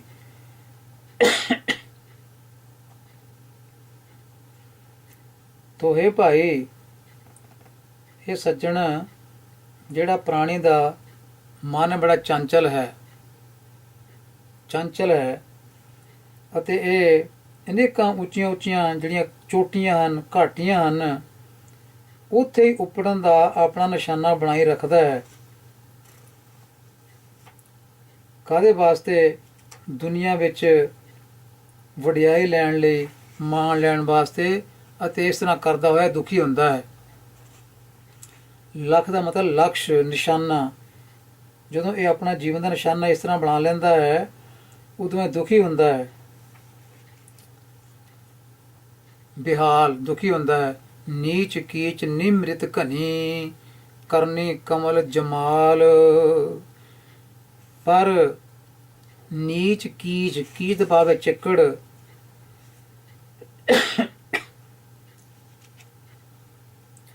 ਘਨੀ ਦਾ ਮਤਲਬ ਹੈ ਬਹੁਤ ਹੀ। ਕਰਨੀ ਦਾ ਮਤਲਬ ਹੈ ਇੱਥੇ ਜੀਵਨ ਦਾ ਕਰਤੱਵ। ਜਮਾਲ ਦਾ ਮਤਲਬ ਹੈ ਕੋਮਲ, ਸੁੰਦਰਤਾ। ਇਹ ਜਮਾਲ ਉਹ ਸ਼ਬਦ ਹੈ ਜਿਨ੍ਹਾਂ ਨੂੰ ਲੋਕਾਂ ਨੇ ਇੱਕ ਬੰਦੇ ਦਾ ਨਾਮ ਮੰਨ ਲਿਆ, ਇੱਕ ਸਮਨ ਮੰਨ ਲਿਆ, ਇੱਕ ਮੂਸਨ ਮੰਨ ਲਿਆ, ਇੱਕ ਜਮਾਲ ਇਹਨੂੰ ਮੰਨ ਲਿਆ। ਤੇ ਇਸ ਤਰ੍ਹਾਂ ਹੀ ਇੱਕ ਪਤੰਗ ਸ਼ਬਦ ਅੱਗੇ ਆਏਗਾ, ਉਹਨੂੰ ਵੀ ਬੰਦਾ ਮੰਨ ਲਿਆ ਕਿ ਚੌਂ ਬੰਦੇ ਗੱਲਬਾਤ ਹੈ। ਇਸ ਤਰ੍ਹਾਂ ਦੀਆਂ ਨਿਰਮੂਲ ਮਨ ਘੜਤ ਸਾਖੀਆਂ ਇਸ ਬਾਣੀ ਨਾਲ ਲੋਕਾਂ ਨੇ ਜੋੜੀਆਂ ਹਨ, ਜੋ ਬਿਲਕੁਲ ਮਨ ਘੜਤ ਨਿਰਮੂਲ ਹਨ। ਨੀਚ ਕੀਚ ਨਿਮ੍ਰਿਤ ਘਨੀ, ਕਰਨੀ ਕਮਲ ਜਮਾਲ। ਸੋ ਨੀਵੇਂ ਥਾਂ ਜੋ ਟਿਕੇ ਰਹਿਣਾ ਹੈ, ਉਹਦੇ ਵਿੱਚ ਬੜੀ ਨਿਮਰਤਾ ਹੈ। ਨੀਵੇਂ ਥਾਂ ਟਿਕੇ ਰਹਿਣ ਵਾਲੀ, ਉਸ ਵਿੱਚ ਬੜੀ ਨਿਮਰਤਾ ਹੈ, ਕਿਉਂਕਿ ਚਿੱਕੜ ਜਿਹੜਾ ਹੈ ਉਹ ਨੀਵਾਂ ਹੈ। ਨੀਚ ਕੀਚ, ਚਿੱਕੜ ਨੀਵਾਂ ਹੈ, ਨੀਵੇਂ ਥਾਂ ਟਿਕਿਆ ਰਹਿੰਦਾ ਹੈ। ਸੋ ਨੀਵੇਂ ਥਾਂ ਟਿਕੇ ਰਹਿਣ ਕਰਕੇ ਹੀ ਉਹਦੇ ਵਿੱਚ ਨਿਮਰਤਾ ਹੈ। ਨੀਚ ਕੀਚ ਨਿਮ੍ਰਿਤ ਘਨੀ, ਨਿਮਰਤਾ ਬਹੁਤ ਹੈ ਵਿੱਚ ਉਹਦੇ ਚਿੱਕੜ ਦੇ, ਕਿਉਂਕਿ ਨੀਵਾਂ ਹੈ। ਸੋ ਇਸ ਜੀਵਨ ਕਰਤੱਵ ਦੀ ਜਿਹੜੀ ਬਰਕਤ ਨਾਲ ਤੇ ਉਹਦੇ ਵਿੱਚ ਫਿਰ ਕੋਮਲ ਸੁੰਦਰਤਾ ਵਾਲਾ ਕਮਲ ਦਾ ਫੁੱਲ ਉੱਗਦਾ ਹੈ। ਕਰਨੀ ਕਮਲ ਜਮਾਲ। ਤੋ ਚਿੱਕੜ ਨੀਵਾਂ ਹੈ, ਇਹਦੇ ਵਿੱਚ ਨਿਮਰਤਾ ਹੈ, ਕਿਉਂਕਿ ਨੀਵਾਂ ਹੈ, ਨੀਵੇਂ ਵਿੱਚ ਨਿਮਰਤਾ ਹੈ, ਬਹੁਤ ਹੀ ਨਿਮਰਤਾ ਹੈ। ਇਸ ਕਰਕੇ ਇਹਦੇ ਵਿੱਚ ਕਮਲ ਦਾ ਫੁੱਲ ਜਿਹੜਾ ਹੈ, ਕੋਮਲ ਸੁੰਦਰਤਾ ਵਾਲਾ ਕਮਲ ਦਾ ਫੁੱਲ ਇਹਦੇ ਵਿੱਚ ਉੱਗਦਾ ਹੈ, ਚਿੱਕੜ ਵਿੱਚ ਹੀ ਉੱਗਦਾ ਹੈ। ਇਸ ਕਰਕੇ ਨਿਮਰਤਾ ਜਿਹੜੀ ਹੈ, ਇਹਦੇ ਵਿੱਚੋਂ ਹੀ ਕੋਮਲ ਸੁੰਦਰਤਾ ਜਨਮ ਲੈਂਦੀ ਹੈ। ਜਮਾਲ ਦਾ ਮਤਲਬ ਹੈ ਕੋਮਲ ਸੁੰਦਰਤਾ, ਇੱਥੇ ਕਿਸੇ ਬੰਦੇ ਦਾ ਨਾਂ ਨਹੀਂ ਹੈ। ਕਮਲ ਨੈਣ ਅੰਜਨ ਸ਼ਿਆਮ, ਚੰਦਰ ਬਦਨ ਚਿਤ ਚਾਰ। ਪ੍ਰਭੂ ਦੀ ਸੁੰਦਰਤਾ ਦਾ ਬਿਆਨ ਕੀਤਾ ਹੈ। ਸੰਸਾਰ ਦੀ ਸਾਰੀ ਸੁੰਦਰਤਾ ਉਸ ਪ੍ਰਭੂ ਤੋਂ ਆਉਂਦੀ ਹੈ। ਕਿਸੇ ਸੁੰਦਰ ਵਸਤੂ ਨੂੰ ਦੇਖ ਕੇ ਉਸ ਮਾਲਕ ਦੀ ਸੁੰਦਰਤਾ ਚਿੱਤੇ ਆਉਣੀ ਚਾਹੀਦੀ ਹੈ ਜੋ ਸਾਰਿਆਂ ਨਾਲੋਂ ਸੁੰਦਰ ਹੈ। ਕਮਲ ਨੈਣ, ਅੱਖਾਂ ਉਹਦੀਆਂ ਕਮਲ ਦੇ ਫੁੱਲ ਵਰਗੀਆਂ। ਅੰਜਨ ਤੋਂ ਭਾਵ ਹੈ ਸੁਰਮਾ, ਜਿਵੇਂ ਸੁਰਮਾ ਅੱਖਾਂ 'ਚ ਪਾਇਆ ਹੋਇਆ ਹੈ। ਸ਼ਿਆਮ ਦਾ ਮਤਲਬ ਕਾਲਾ, ਅੰਜਨ ਸ਼ਿਆਮ। ਸੋ ਕਮਲ ਨੈਣ ਅੰਜਨ ਸ਼ਿਆਮ। ਚੰਦਰ ਬਦਨ, ਉਹਦਾ ਜਿਹੜਾ ਮੂੰਹ ਹੈ ਉਹ ਚੰਦ ਵਰਗਾ ਹੈ। ਬਦਨ ਤੋਂ ਭਾਵੇਂ ਮੂੰਹ। ਚਿੱਤ ਚਾਰ, ਚਿੱਤ ਜਿਹੜਾ ਬੜਾ ਸੁੰਦਰ ਹੈ, ਸੋਹਣੇ ਚਿੱਤ ਵਾਲਾ ਹੈ। ਮੂਸ਼ਨ ਮਗਨ ਮਰਮ ਸਿਉ, ਹੇ ਮੂਸ਼ਨ ਤੋਂ ਭਾਵ ਹੈ ਆਪਣੇ ਆਤਮਿਕ ਜੀਵਨ ਨੂੰ ਲੁਟਾ ਰਹੇ, ਲੁੱਟੇ ਜਾ ਰਹੇ ਪ੍ਰਾਣੀ ਮਨੁੱਖ। ਜੇ ਤੂੰ ਉਹਦਾ ਜਿਹੜਾ ਭੇਦ ਹੈ, ਉਸ ਦੇ ਮਿਲਾਪ ਦਾ ਭੇਦ ਹੈ, ਉਹਦੇ ਵਿੱਚ ਮਗਨ ਹੋਣਾ ਚਾਹੁੰਦਾ ਹੈ ਤਾਂ ਫਿਰ ਕੀ ਕਰ, ਖੰਡ ਖੰਡ ਕਾਰੀ ਹਾਰ। ਹਾਰ ਦਾ ਮਤਲਬ ਹਾਰ ਸ਼ਿੰਗਾਰ, ਧਾਰਮਿਕ ਵਿਖਾਵੇ ਦੇ ਉਦਮ ਤੋਂ ਭਾਵ ਹੈ ਜਪ ਤਪ ਸੰਜਮ, ਨੌ ਖੰਡ ਧਰਤੀ ਦਾ ਭ੍ਰਮਣ, ਪਹਾੜਾਂ ਦਾ ਭ੍ਰਮਣ। ਇਹ ਸਾਰੇ ਜਿਹੜੇ ਵਿਖਾਵਤੇ ਕਰਮ ਹੈ, ਇਹ ਜਿਹੜੇ ਤੂੰ ਹਾਰ ਬਣਾਈ ਬੈਠਾ, ਸ਼ਿੰਗਾਰ ਬਣਾਈ ਬੈਠਾ, ਇਹਨਾਂ ਨੂੰ ਤੋੜ ਦੇ, ਇਹਨਾਂ ਹਾਰਾਂ ਨੂੰ ਟੋਟੇ ਟੋਟੇ ਕਰਕੇ ਸੁੱਟ ਦੇ। ਜੇ ਤੂੰ ਪ੍ਰਭੂ ਦੇ ਮਿਲਾਪ ਦੇ ਭੇਦ ਵਿੱਚ ਮਸਤ ਹੋਣਾ ਚਾਹੁੰਦਾ ਹੈ, ਮਗਨ ਹੋਣਾ ਚਾਹੁੰਦਾ ਹੈ, ਤਾਂ ਇਸ ਤਰ੍ਹਾਂ ਕਰ, ਫਿਰ ਤੈਨੂੰ ਆਤਮਿਕ ਪ੍ਰਸੰਨਤਾ ਮਿਲੇਗੀ। ਤੇਰਾ ਆਤਮਿਕ ਸਰਮਾਇਆ ਲੁੱਟਿਆ ਨਹੀਂ ਜਾਏਗਾ। ਮਗਨ ਭਇਓ ਪ੍ਰਿਯ ਪ੍ਰੇਮ ਸਿਉ, ਸੂਧ ਨ ਸਿਮਰਤ ਅੰਗ। ਪ੍ਰਗਟ ਭਇਓ ਸਭ ਲੋ ਮੈਂ, ਨਾਨਕ ਅਧਮ ਪਤੰਗ। ਤੋ ਸਤਿਗੁਰੂ ਪਾਤਸ਼ਾਹ ਨੇ ਪ੍ਰੇਮ ਦੀ ਗੱਲ ਕੀਤੀ, ਸ਼ੁਰੂ ਵਿੱਚ ਪ੍ਰੇਮ ਦੀ ਗੱਲ ਕੀਤੀ ਸੀ ਕਿ ਪ੍ਰੇਮ ਜਿਹੜਾ ਹੈ ਉਹ ਪੈਸਿਆਂ ਦੇ ਵੱਟੇ ਮੁੱਲ ਨਹੀਂ ਲਿਆ ਜਾ ਸਕਦਾ। ਪੈਸਿਆਂ ਨਾਲ ਪ੍ਰੇਮ ਵਟਾਇਆ ਨਹੀਂ ਜਾ ਸਕਦਾ, ਮਾਇਆ ਨਾਲ ਪ੍ਰੇਮ ਖਰੀਦਿਆ ਨਹੀਂ ਜਾ ਸਕਦਾ, ਸੋਨਾ ਦੇ ਕੇ ਜਿਹੜਾ ਪ੍ਰੇਮ ਖਰੀਦਿਆ ਨਹੀਂ ਜਾ ਸਕਦਾ। ਸਤਿਗੁਰੂ ਪਾਤਸ਼ਾਹ ਉਸੇ ਵਿਚਾਰ ਨੂੰ ਇੱਥੇ ਉਹ ਸਮਾਪਤ ਕਰਦੇ ਹਨ ਕਿ ਜਿਹੜਾ ਪਤੰਗਾ ਹੈ, ਇਹਦਾ ਪਿਆਰ ਹੈ, ਇਹਦਾ ਇਸ਼ਕ ਹੈ ਆਪਣੇ ਪਿਆਰੇ ਨਾਲ, ਤੇ ਇਹ ਕੀ ਭੇਂਟ ਕਰਦਾ ਹੈ? ਇਹ ਕੋਈ ਪੈਸੇ ਭੇਂਟ ਕਰਦਾ, ਦਮੜੇ ਭੇਂਟ ਕਰਦਾ ਹੈ? ਇਹ ਆਪਣੇ ਪਿਆਰੇ ਨੂੰ ਆਪਣਾ ਸਿਰ ਭੇਂਟ ਕਰਦਾ ਹੈ। ਪਤੰਗਾ ਪ੍ਰਗਟ ਭਇਓ, ਪ੍ਰਗਟੀ ਭਇਓ ਸਭ ਲੋ ਮੈਂ, ਸਾਰੇ ਸੰਸਾਰ ਵਿੱਚ ਜੇ ਇਹ ਪਤੰਗਾ ਪ੍ਰਗਟ ਹੈ ਤਾਂ ਆਪਣੇ ਇਸ ਸਿਰ ਭੇਂਟ ਕਰਕੇ ਪ੍ਰਗਟ ਹੈ। ਆਪਣੇ ਪਿਆਰੇ ਨੂੰ ਸਿਰ ਭੇਂਟ ਕਰਦਾ, ਦਮੜੇ ਨਹੀਂ ਭੇਂਟ ਕਰਦਾ ਹੈ। ਦਮੜੇ ਭੇਂਟ ਕਰਕੇ ਇਹ ਆਪਣੇ ਪਿਆਰੇ ਦਾ ਪ੍ਰੇਮ ਜਿਹੜਾ ਉਹ ਨਹੀਂ ਲੈਂਦਾ, ਇਹ ਸਿਰ ਭੇਂਟ ਕਰਕੇ ਉਹਦਾ ਪਿਆਰ ਲੈਂਦਾ ਹੈ। ਇਸ ਕਰਕੇ ਮਗਨ ਭਇਓ ਪ੍ਰਿਯ ਪ੍ਰੇਮ ਸਿਉ, ਆਪਣੇ ਪਿਆਰੇ ਦੇ ਪ੍ਰੇਮ ਵਿੱਚ ਇਹ ਮਸਤ ਹੋ ਜਾਂਦਾ ਹੈ, ਜਗਦੇ ਦੀਵੇ ਨੂੰ ਦੇਖ ਕੇ ਮਸਤ ਹੋ ਜਾਂਦਾ ਹੈ। ਇਸ ਨੂੰ ਫਿਰ ਆਪਣੇ ਸਰੀਰ ਦੀ ਸੁੱਧ ਬੁੱਧ ਨਹੀਂ ਰਹਿੰਦੀ। ਸੂਧ ਨਾ ਸਿਮਰਤ ਅੰਗ, ਆਪਣੇ ਸਰੀਰ ਦੀ ਕੋਈ ਸੁੱਧ ਬੁੱਧ ਨਹੀਂ ਰਹਿੰਦੀ। ਇਹ ਸਰੀਰ ਨੇ ਹੁਣ ਮਰ ਜਾਣਾ ਹੈ, ਇਹ ਸਰੀਰ ਨੇ ਸੜ ਜਾਣਾ ਹੈ, ਇਹ ਤੇਰੇ ਪਰ ਜਿਹੜੇ ਆ ਟੁੱਟ ਜਾਣੇ ਹਨ, ਲੂਹ ਹੋ ਜਾਣੇ ਹਨ। ਇਸ ਨੂੰ ਕੋਈ ਵੀ ਚੇਤਾ ਨਹੀਂ ਆਉਂਦਾ, ਸਰੀਰ ਦਾ ਸੁੱਧ ਬੁੱਧ ਭੁੱਲ ਜਾਂਦੀ ਹੈ। ਆਪਣੇ ਪਿਆਰੇ ਨਾਲ ਇਹਨੂੰ ਇੰਨਾ ਪਿਆਰ ਹੋ ਜਾਂਦਾ। ਇਸ ਪਿਆਰ ਦੇ ਕਾਰਨ, ਇਸ਼ਕ ਦੇ ਕਾਰਨ ਹੀ ਪ੍ਰਗਟ ਭਇਓ, ਪ੍ਰਗਟੀ ਭਇਓ ਸਭ ਲੋ ਮੈਂ, ਤੇ ਸਾਰੇ ਸੰਸਾਰ ਵਿੱਚ ਇਹ ਪ੍ਰਸਿੱਧ ਹੈ। ਆਪਣੇ ਇਸ ਇਸ਼ਕ ਦੇ ਕਾਰਨ ਸਾਰੇ ਸੰਸਾਰ ਵਿੱਚ ਪਤੰਗੇ ਨੂੰ ਇਹ ਲੋਕ ਯਾਦ ਕਰਦੇ ਹਨ, ਉਹਦੀਆਂ ਉਦਾਹਰਨਾਂ ਦਿੰਦੇ ਹਨ ਪਤੰਗੇ ਦੀਆਂ। ਤੇ ਉਹ ਸਾਰੇ ਸੰਸਾਰ ਜਿਸ ਤਰ੍ਹਾਂ ਉੱਗਾ ਹੈ, ਕਾਹਦੇ ਕਰਕੇ? ਆਪਣਾ ਸਿਰ ਭੇਂਟ ਕਰਕੇ। ਇਸ ਕਰਕੇ ਹੇ ਚੰਗੇ ਮਨ ਵਾਲੇ ਦਾਨੀ ਮਨੁੱਖ, ਸੰਮਨ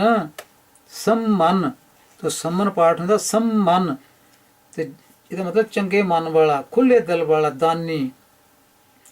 ਤੇ ਉਸ ਨੂੰ ਇੱਥੇ ਸਮਝਾਇਆ ਗਿਆ ਕਿ ਪੈਸੇ ਨਾਲ, ਤੇਰੇ ਰੁਪਏ ਪੈਸੇ ਨਾਲ ਜਿਹੜਾ ਪ੍ਰਭੂ ਦਾ ਪ੍ਰੇਮ ਹੈ ਉਹ ਖਰੀਦਿਆ ਨਹੀਂ ਜਾ ਸਕਦਾ। ਪਿਆਰੇ ਦਾ ਪ੍ਰੇਮ ਪੈਸਿਆਂ ਨਾਲ ਖਰੀਦਿਆ ਨਹੀਂ ਜਾ ਸਕਦਾ। ਤੋ ਰਾਵਣ ਦੀ ਉਦਾਹਰਨ ਦਿੱਤੀ ਸੀ, ਉਹ ਕੋ ਪੈਸਿਆਂ ਕਿਹੜੀ ਘਾਟ ਸੀ, ਉਹ ਆਪਣੇ ਸਿਰ ਕੱਟ ਦਿੰਦਾ ਰਿਹਾ। ਇਸੇ ਤਰ੍ਹਾਂ ਇੱਥੇ ਪਤੰਗਾ ਜਿਹੜਾ ਹੈ ਉਹ ਆਪਣਾ ਸਿਰ ਭੇਂਟ ਕਰਦਾ ਹੈ ਆਪਣੇ ਪਿਆਰੇ ਨੂੰ, ਤਾਂ ਉਹ ਪ੍ਰਸਿੱਧ ਹੋਇਆ ਹੈ। ਦਮੜੇ ਦੇ ਕੇ ਉਸਨੇ ਆਪਣੇ ਪਿਆਰੇ ਦਾ ਪ੍ਰੇਮ ਇੱਥੇ ਨਹੀਂ ਖਰੀਦਿਆ। ਸੋ ਸਪਸ਼ਟ ਹੈ ਇੱਥੇ ਇਸ ਬਾਣੀ ਦਾ, ਇਸ ਰਚਨਾ ਦਾ ਕਿਸੇ ਚੋਰੀ ਕਰਨ ਦੀ ਘਟਨਾ ਦਾ, ਸਮਨ ਮੂਸਨ ਪਿਓ ਪੁੱਤਰਾ ਦੀ ਘਟਨਾ ਦਾ ਕੋਈ ਇੱਥੇ ਸੰਬੰਧ ਨਹੀਂ ਹੈ। ਇਹ ਕੇਵਲ ਇੱਥੇ ਉਪਦੇਸ਼ ਹੈ ਕਿ ਪ੍ਰਭੂ ਦਾ ਪ੍ਰੇਮ ਜਿਹੜਾ ਉਹ ਕਿਵੇਂ ਲਿਆ ਜਾ ਸਕਦਾ ਹੈ। ਕਰਮ ਕਾਂਡਾਂ ਨਾਲ ਨਹੀਂ ਪ੍ਰਭੂ ਦਾ ਪ੍ਰੇਮ ਮਿਲਦਾ, ਪੈਸੇ ਨਾਲ ਪ੍ਰਭੂ ਦਾ ਪ੍ਰੇਮ ਨਹੀਂ ਮਿਲਦਾ। ਇਹ ਤਾਂ ਸਿਰ ਦੇਣਾ ਪੈਂਦਾ ਹੈ, ਆਪਣਾ ਜਿਹੜਾ ਹੰਕਾਰ ਛੱਡਣਾ ਪੈਂਦਾ ਹੈ, ਪ੍ਰਭੂ ਦੇ ਚਰਨਾਂ ਵਿੱਚ ਲੀਨ ਹੋਣ ਵਾਸਤੇ ਇਹ ਕੁਰਬਾਨੀ ਕਰਨੀ ਪੈਂਦੀ ਹੈ।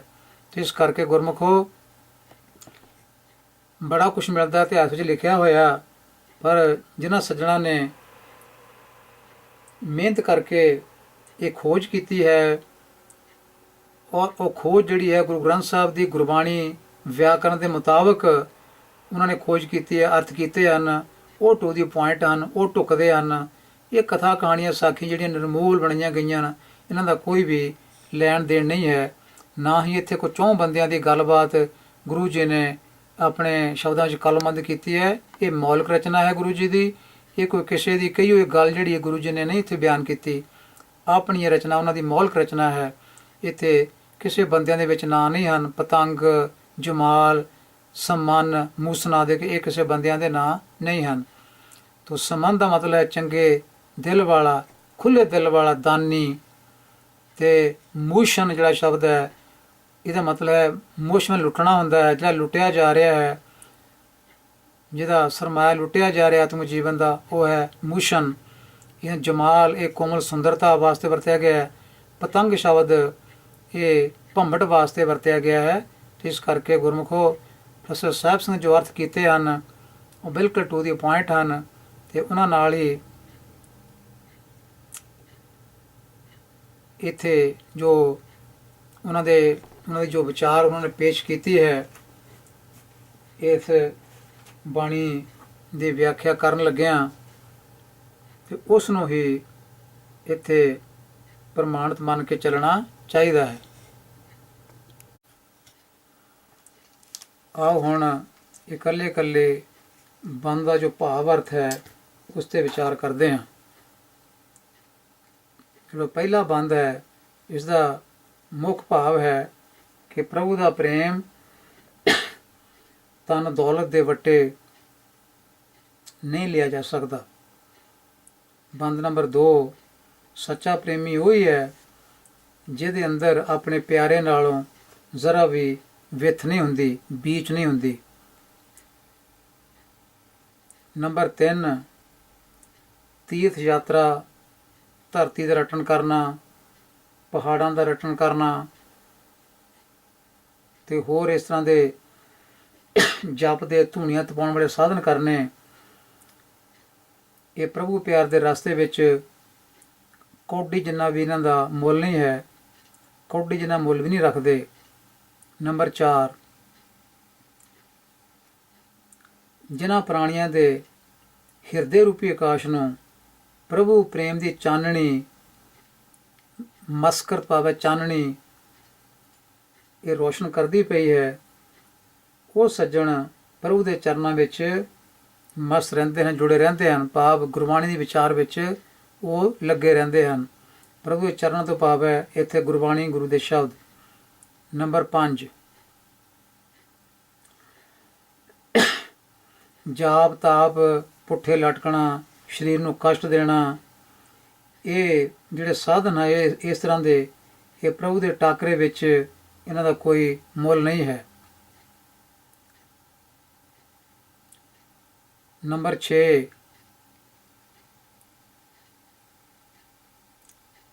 ਪ੍ਰਭੂ ਪਿਆਰ ਤੋਂ ਜਿਹੜਾ ਹੀਣਾ ਕੋਈ ਵੀ ਪ੍ਰਾਣੀ ਹੈ ਜਿਹਦੇ ਵਿੱਚ ਪ੍ਰਭੂ ਦਾ ਪਿਆਰ ਨਹੀਂ ਹੈ, ਉਹ ਆਪਣੀ ਆਤਮਿਕ ਮੌਤ ਜਿਹੜੀ ਹੈ ਉਹ ਆਪ ਹੀ ਖਰੀਦਦਾ ਰਹਿੰਦਾ ਹੈ। ਆਪਣੀ ਆਤਮਿਕ ਮੌਤ ਦਾ ਉਹ ਆਪ ਜ਼ਿੰਮੇਵਾਰ ਰਹਿੰਦਾ ਹੈ, ਉਹਨੂੰ ਆਤਮਿਕ ਮੌਤ ਬਣੀ ਰਹਿੰਦੀ ਹੈ। ਨੰਬਰ 7, ਜਿਹੜਾ ਵੀ ਪ੍ਰਾਣੀ ਪ੍ਰਭੂ ਦੀ ਯਾਦ ਨੂੰ ਆਪਣੀਆਂ ਯਾਦਾਂ ਵਿੱਚੋਂ ਕੱਢ ਦਿੰਦਾ ਹੈ, ਉਹ ਇਸ ਤਰ੍ਹਾਂ ਹੈ ਜਿਵੇਂ ਕੋਈ ਆਪਣੇ ਆਤਮਿਕ ਜੀਵਨ ਦੀ ਪੂੰਜੀ ਲੁਟਾਈ ਜਾ ਰਿਹਾ ਹੋਵੇ। ਆਤਮਿਕ ਜੀਵਨ ਨਿਤ ਜਿਵੇਂ ਉਹ ਘਾਟਾ ਪਾ ਰਿਹਾ ਹੋਵੇ। ਨੰਬਰ 8, ਜਿਹੜੇ ਪ੍ਰਭੂ ਦੇ ਨਾਮ ਦੇ ਪ੍ਰੇਮੀ ਹੁੰਦੇ ਹਨ, ਆਸ਼ਿਕ ਹੁੰਦੇ ਹਨ, ਉਹ ਪ੍ਰਭੂ ਦੇ ਪਿਆਰ ਵਾਸਤੇ ਤੀਰਥ ਯਾਤਰਾ, ਧੂਣੀਆਂ ਤਪਾਉਣੀਆਂ ਆਦਿਕ ਇਹਨਾਂ ਰਸਤਿਆਂ ਨੂੰ ਉਹ ਅਪਣਾਉਂਦੇ ਨੇ, ਇਹਨਾਂ ਰਸਤਿਆਂ ਉੱਪਰ ਨਹੀਂ ਚੱਲਦੇ। ਨੰਬਰ 9, ਜਿਹੜੇ ਕਿ ਪ੍ਰਾਣੀ ਪ੍ਰਭੂ ਚਰਨਾਂ ਦੇ ਪ੍ਰੇਮੀ ਹੁੰਦੇ ਹਨ, ਉਹਨਾਂ ਨੂੰ ਨਿਮਰਤਾ ਵਾਲਾ ਜੀਵਨ ਜਿਹੜਾ ਹੈ ਉਹ ਚੰਗਾ ਲੱਗਦਾ ਹੈ। ਉਹਦੇ ਵਿੱਚੋਂ ਹੀ ਉਹਨਾਂ ਨੂੰ ਆਨੰਦ ਦੀ ਪ੍ਰਾਪਤੀ ਹੁੰਦੀ ਹੈ। ਨੀਚ ਕੀਚ ਨਿਮ੍ਰਿਤ ਘਨੀ ਕਰਨੀ ਕਮਲ ਜਮਾਲ। ਇੱਥੇ ਕਮਲ ਫੁੱਲ ਦੀ ਉਦਾਹਰਨ ਦਿੱਤੀ, ਜਿਹੜਾ ਚਿੱਕੜ ਵਿੱਚ ਪੈਦਾ ਹੁੰਦਾ, ਚਿੱਕੜ ਨੀਵਾਂ ਹੁੰਦਾ ਹੈ, ਉਹਦੇ ਵਿੱਚ ਨਿਮਰਤਾ ਹੁੰਦੀ ਹੈ। ਨੰਬਰ 10, ਜਿਹੜਾ ਵੀ ਪ੍ਰਾਣੀ ਪ੍ਰਭੂ ਦੇ ਨਾਮ ਦਾ ਪ੍ਰੇਮੀ ਹੈ, ਉਹ ਨਵਖੰਡ ਬਸਦਾ, ਬਸਾਂ ਧਰਤੀ, 9 ਖੰਡ ਧਰਤੀ ਵਿੱਚ ਘੁੰਮਦਾ ਫਿਰਦਾ, ਪ੍ਰਭੂ ਨੂੰ ਲੱਭਦਾ ਨਹੀਂ ਫਿਰਦਾ। ਉਹ ਜੰਗਲਾਂ ਵਿੱਚ ਪ੍ਰਭੂ ਨੂੰ ਟੋਲਦਾ ਨਹੀਂ ਫਿਰਦਾ, ਜਪ ਤਪ ਸੰਜਮ ਆਦਿਕ ਉਹ ਕਰਮ ਨਹੀਂ ਕਰਦਾ। ਇਹ ਜਿਹੇ ਸਾਧਨ ਪ੍ਰਭੂ ਦੇ ਪ੍ਰੇਮੀ ਵਾਸਤੇ ਉਹ ਕੋਈ ਮੁੱਲ ਨਹੀਂ ਰੱਖਦੇ, ਉਹਨਾਂ ਦੀ ਕੋਈ ਕੀਮਤ ਨਹੀਂ ਹੁੰਦੀ। ਨੰਬਰ 11, ਜਿਹੜਾ ਪ੍ਰਭੂ ਦੇ ਚਰਨਾਂ ਦਾ ਪ੍ਰੇਮ ਹੈ ਉਹ ਆਪਾ ਕੁਰਬਾਨ ਕਰਕੇ ਮਿਲਦਾ ਹੈ। ਜਿਵੇਂ ਪਤੰਗਾ ਆਪਣੇ ਪਿਆਰੇ ਦਾ ਪ੍ਰੇਮ ਲੈਣ ਲਈ ਆਪਣੇ ਸਰੀਰ ਦੀ ਸੁੱਧ ਬੁੱਧੀ ਗਵਾ ਬੈਠਦਾ ਹੈ ਅਤੇ ਲਾਟ ਵਿੱਚ ਜਾ ਕੇ ਸੜ ਜਾਂਦਾ ਹੈ ਤੇ ਕੁਰਬਾਨ ਹੋ ਜਾਂਦਾ ਹੈ ਆਪਣੇ ਪਿਆਰੇ ਦੇ ਪ੍ਰੇਮ ਦੀ ਖਾਤਰ।